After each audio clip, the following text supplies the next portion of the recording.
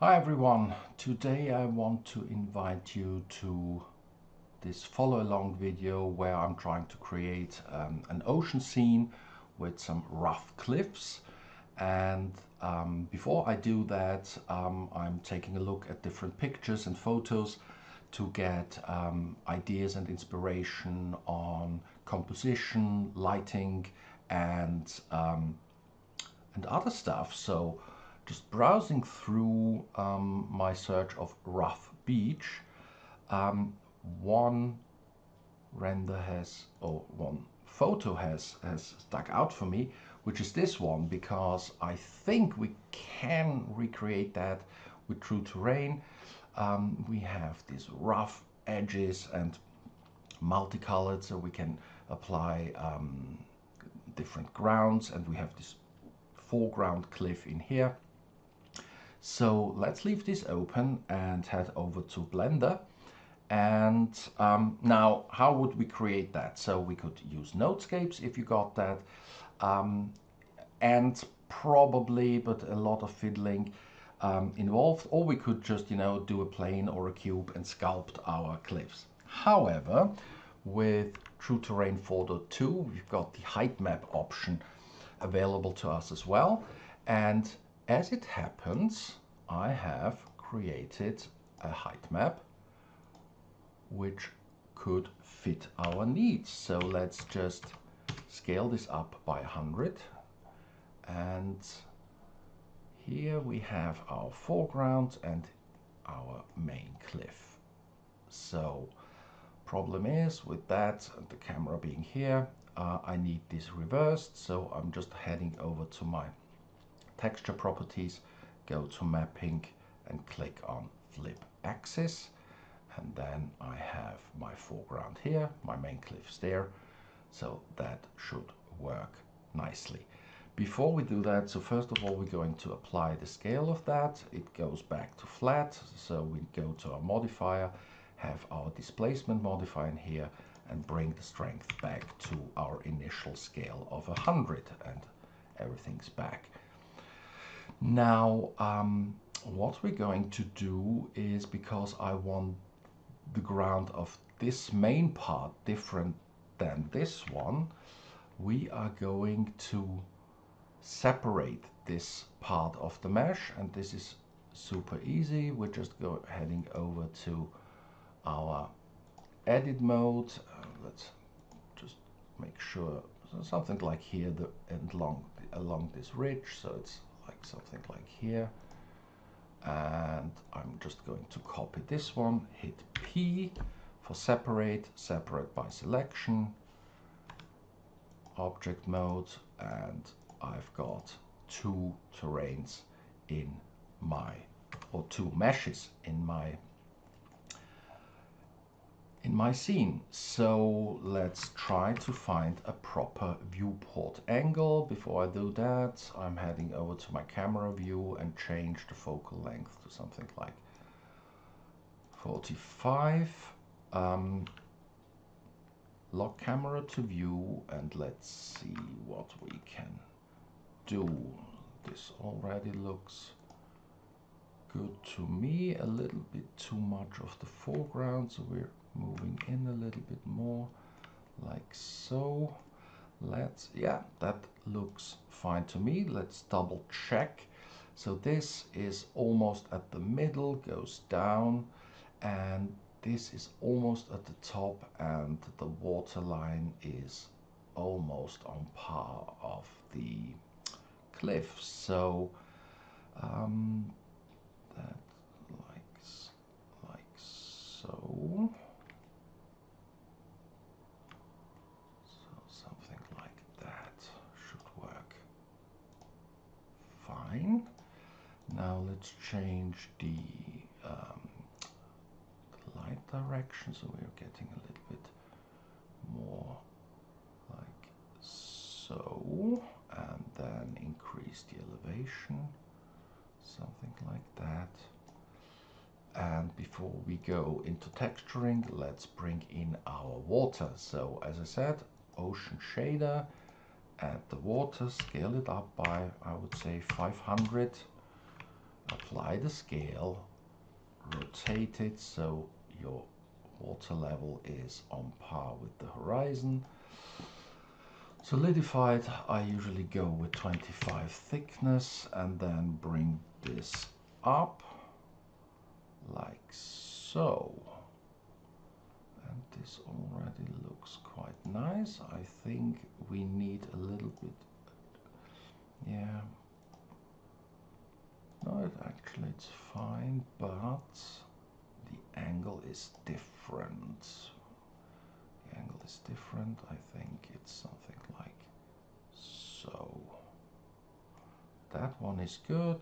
This one we're going to increase to here, bring it down a little bit. So we have something like that.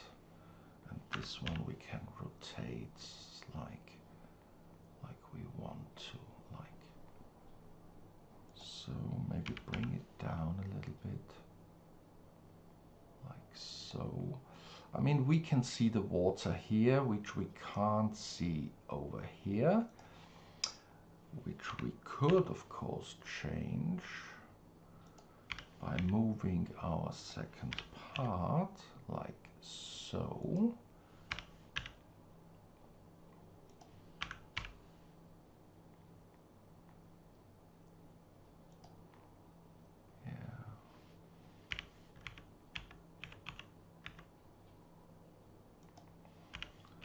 This is just an artistic choice. It's just a little bit too much for me of the foreground. Oops. Well, we can bring this in like so and bring it in like that. I think this part of the water is okay. I mean, we can just change the camera angle a little bit, like so. It's not going to be a one-to-one. Yes, let's stick with that. Water, bring it up a little bit, like so. Okay, and we can make the shader a green ocean, which looks fine. Apply the scale again. Okay, bring it up like so. Oh, well, actually it should be something like here. Let's make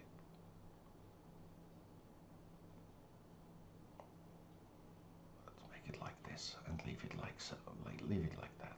Okay, good. We can hide the water for now.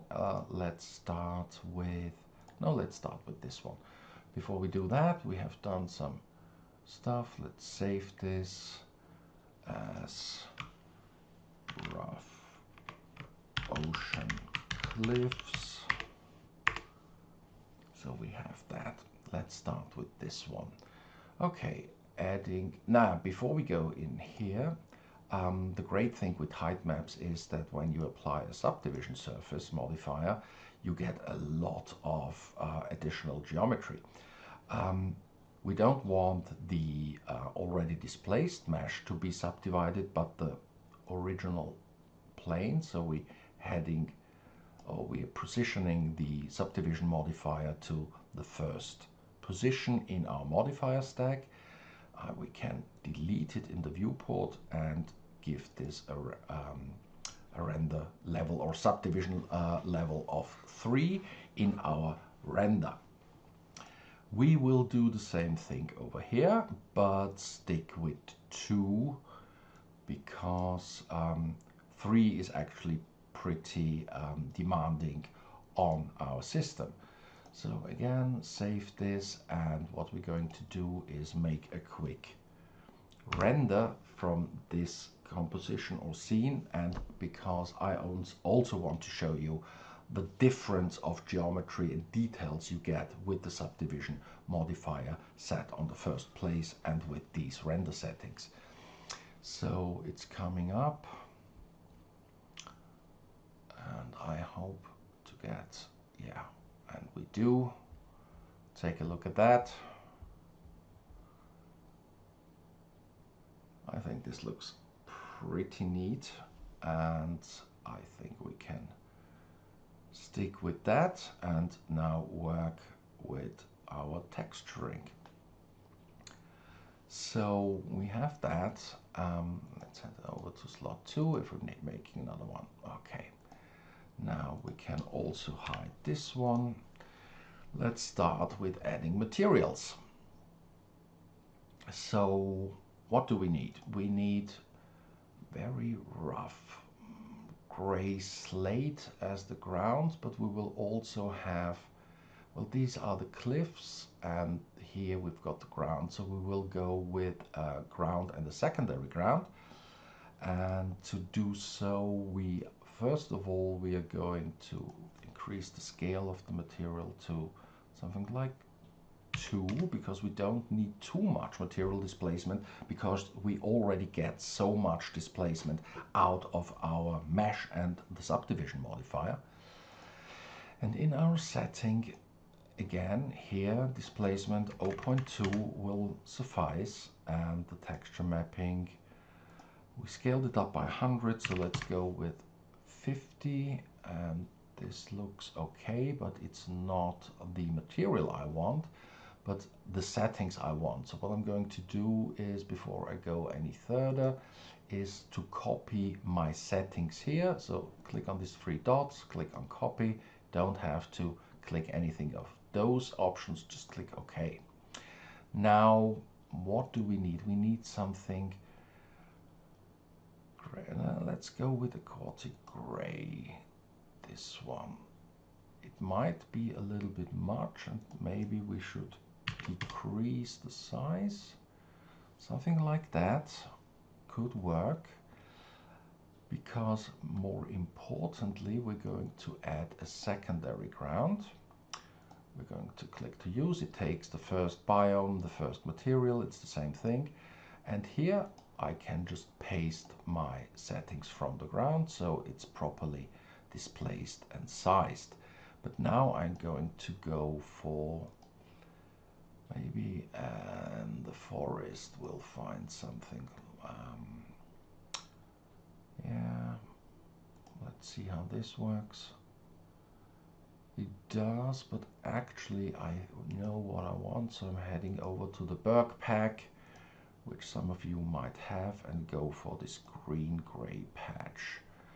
And of course this is far too much, but, and the second thing is, I know that that has a gloss map in it, so I'm going to click the roughness to glossiness converter, so I don't get too much glossy reflections on that.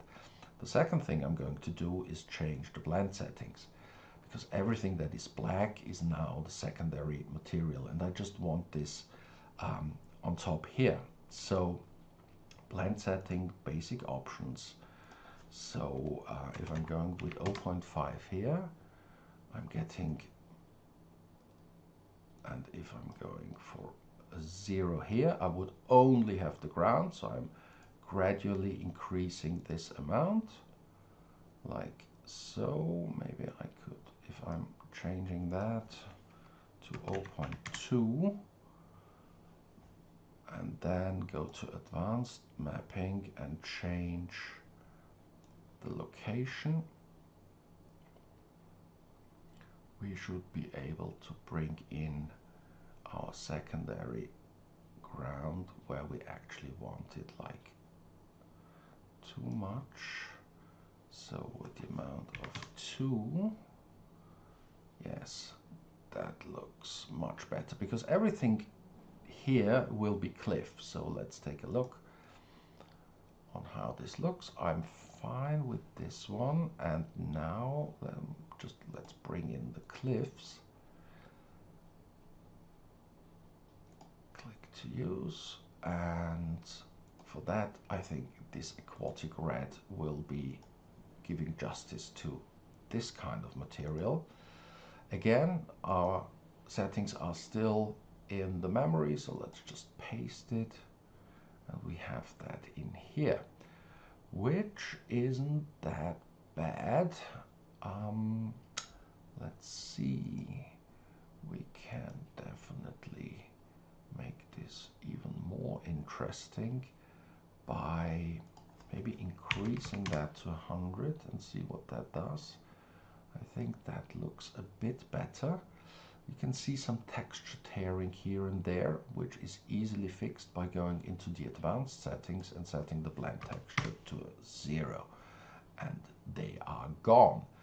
Now this is all fine. We've got the ground, we've got the cliffs, and what we now will do is make a new render and see if our texturing works. Will take some time because we have now the materials on them, but it's already calculating, so we should not suffer to wait too long. At least that's what I hope.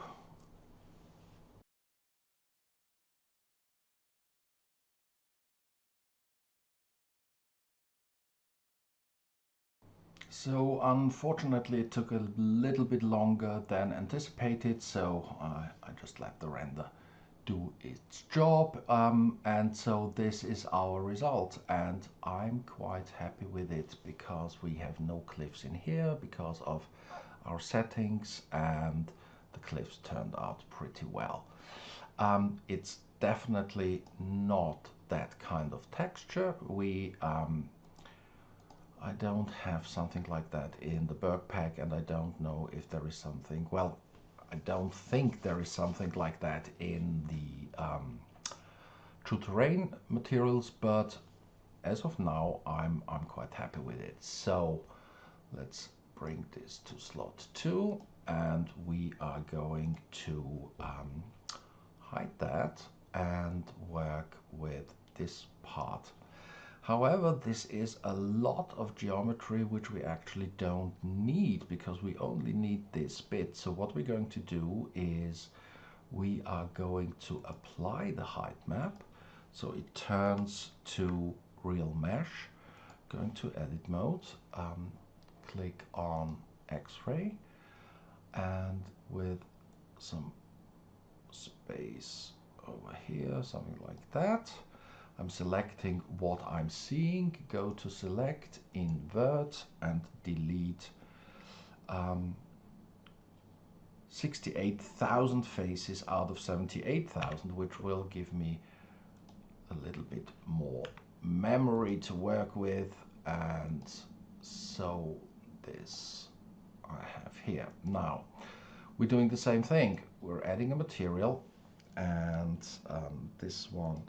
And as we don't have a subdivision in here, we're going to work with more material and texture displacement. So a 3 will definitely work here. Let's go to the shader, go with 0.3 here as well. And the texture mapping, we go with something like 40. It is ground after all. Let's head back. This is pretty light. So let's go with this one. Yep, that's perfect. I like that a lot. And we're going to copy our settings. Again, okay. We're still going to do a secondary ground. Click to use and take something out of the forest pack. This one looks quite nice, and I'm going to paste my settings on this one. However, I can already see that almost everything is the secondary ground, so we're going to change that in our blend settings. So let's go to 0.1 and 0.3. That's almost to like so, and move that around, so something like this. Let's see how it looks. I'm good with that, although I'm going to decrease the size of the texture mapping of the secondary to something like 20. Yep, that's fine. Then we're heading over to our weight map and going to paint the area where we want the grass to be. So let's leave some bits out of here. So like so. That's fine. And give this some assets. And I took the advantage of the discount for the Nisagara, or whatever the name is, add-on, and I'm heading over to my grass section over here, and I'm going with grass clump and add those in here. You can see there's some very small bits and pieces, so we're going to have to address this too. So I'm going to assign it to my group, decrease the distance minimum to 0, and increase the density carefully, and so we can see something. I'm going to increase that to 3 and 5, something like this. And as we do have a material displacement of 0.3 or something like that, and more texture displacement, I'm going to give it an offset of 0.2, so it is on the ground. Let's take a look of how this looks. Yeah, I think if we see, we can actually give this an 0.3, like so. That looks great. And then I'm adding some grass bushes as well. Let's go in here. Again, apply our group. No distance, increase the scale so we can actually see them like so. That's too much, so, and increase, oh, that's too much, so careful, like so. And the same applies to the offset. Let's do 0.3, and let's have a look. Yep. The only thing I think, either I need to decrease the grass bushes or increase the clump grass, or increase this a bit more. And maybe go to 0.2. Yeah, but not on this one, 0.1, but over here to 4. This one to 0.4 as well. Yes, now it's actually, it looks much better. Okay, well, if we're going to give this another render, we can hide our assets in here, save our file, and again do a test render. So again, if it takes longer than 20 seconds, I'm going to stop the video and present you with the end result.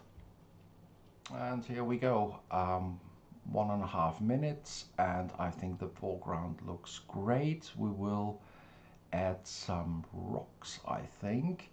The main island looks great. The water looks good as well, but we're going to fiddle with the ocean shader a little bit more. So, I mean, these are great places to put some, I don't know, even a lighthouse or a hut, maybe even some trees. We can play with that, but right now our intention was to get something similar to this. Definitely isn't, but it's in the same vein. I hope you agree. Now this almost looks like a path. I really like that. Okay, so we're good with the grass over here, with the bushes, and you know what we could do is set it over to slot 3. what we could do is see if this one, we could make this a little bit more interesting by applying a cliff shader to that as well. So let's take this one, that's fine. Let's copy these settings and add a cliff. Let's see, let's make this just, yeah, we've got a cliff face in here. Paste our settings and head over to my Berg pack and give it a rather dark material, something like this. Let's see, where is our, yeah, that's actually fine. I think I'll leave it like that. There's a lot of shadow in here anyhow, but I think just having this third material in here will add to the scene. Okay, now let's bring back the water and just as a reminder, I mean, this is what we're seeing and this is what we're getting, right? So you can see the difference in the details of the Heightmap and the subdivision modifier. Okay, water. I mean, the water looks fine as it is. However, we should add some foam to it. So what we're going to do is do a paint map foam. So let's turn this on, and of course nothing will happen. So what we need to do is head over to our shader editor, and we need to plug a foam texture in here. So let's go to a texture, just a simple image texture, and put the color into the paint map socket. You can already see there is some foam in here, although we don't have a map. Why that is, I have no idea. But what I'm going to do is go to my foam maps and take something that is not too harsh, not too big. I think this one will do the trick. Or maybe this one. Open this up. And let's have a look from above. We can't see a lot, right? So the first thing I'm going to do is click on the texture and hit Control T, which gives me a mapping and a texture coordinate. And I don't want this to be UV based, but generated. And we've got our foam in. Let's head back over again to our, now we can see the foam here. Now we can fiddle with these settings. Paint map foam amount, you can see the higher I'm setting this, it will change the amount of foam in the picture. If I'm putting the coverage to 0, it is extremely visible, so let's make this like 0.4. We can increase the brightness, but that's not very realistic, but maybe something like that. And over here we're going to play with the rotation and bring this in like so, and maybe increase the amount, so we've got, as you can see, more details to the foam. It's, yeah, it gets more foamy, so make this a little bit smaller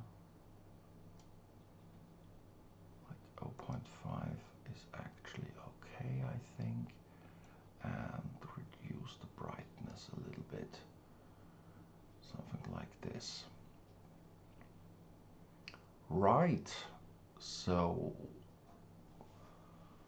that's that.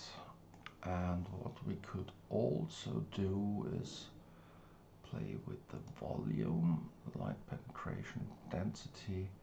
So if I'm decreasing the deposit offset to 0.5, you can see we're getting more transparency of our map, but you can also see the edges in here, so I'm not sure I actually want that.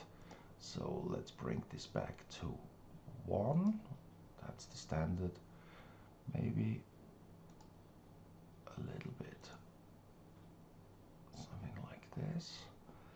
And if I'm decreasing the density to 1, the same thing happens. You can see the you can see much more of the terrain, which, as we have cut this, there is an ugly edge to it, so probably 2.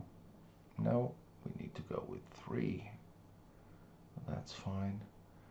And what else? Light values, dispersion amount. Let's increase the dispersion a little bit to 0.2. So we're getting some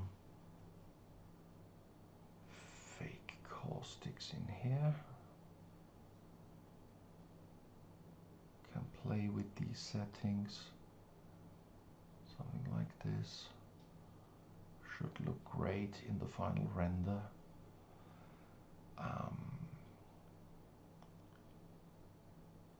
Maybe go to 0.15. That's fine. The water, we're going to give it a slight bluish and go down with the brightness a little bit, like so. And you know what? Let's see how this turns out.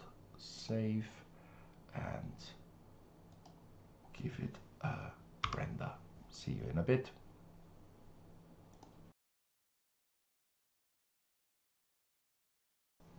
So here is our scene, 1 minute 33 seconds, and I think the foam looks good.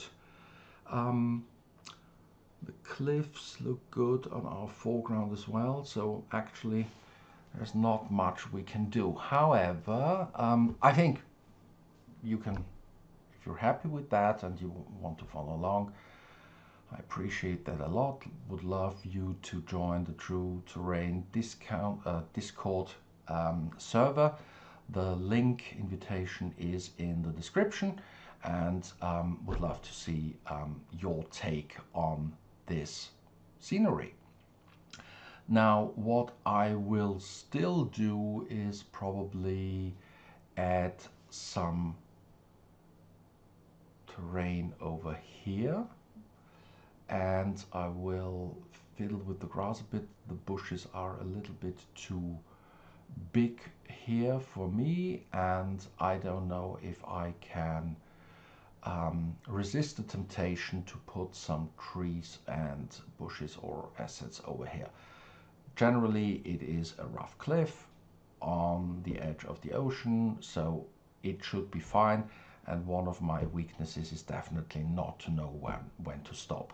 So I leave you with that and maybe show you my final render at the end.